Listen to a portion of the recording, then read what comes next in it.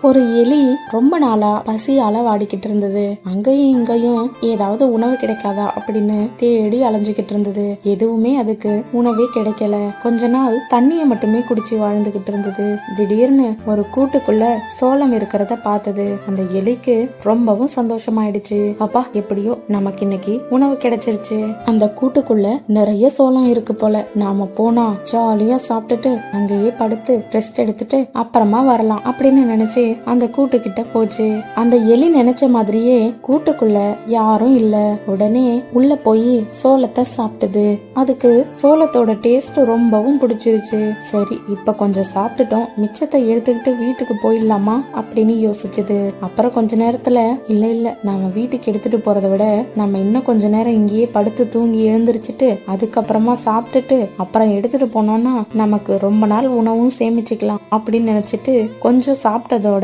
படுத்து தூங்கிடுச்சு. எந்திரிச்சு பார்த்ததுக்கு அப்புறம் எலி ரொம்பவும் குண்டாயிடுச்சு. அச்சச்சோ, இவ்வளவு குண்டாயிட்டமே, எப்படி கூட்டை விட்டு வெளில போறது அப்படின்னு நினைச்சுக்கிட்டு இருக்கும் போது அந்த கூட்டுல வாழக்கூடிய ஒரு பறவை வந்தது. இந்த எலிய பார்த்ததும் அந்த பறவைக்கு ஏராளமான கோபம் வந்துருச்சு. உடனே ஒரு குச்சியை எடுத்து அந்த எலிய அப்படியே குத்தி குத்தி சாகடிச்சிருச்சு. தன்னோட பேராசையால அந்த எலி இறந்தே போச்சு. இந்த சேனலை சப்ஸ்கிரைப் பண்ணி மறக்காம லைக், கமெண்ட், ஷேர் பண்ணுங்க. நோட்டிபிகேஷன்ல ஆல் செட் பண்ணி வச்சுக்கோங்க. அப்பதான் நாங்க போடுற வீடியோஸ் உங்களுக்கு உடனுக்குடனே அப்டேட் ஆகும். இந்த கதையில இருந்து நாம என்ன தெரிஞ்சுக்கிறோம்னா, அளவுக்கு அதிகமா ஆசைப்பட்டா அது நம்மள ஆபத்துல தான் கொண்டு போய் விடும்.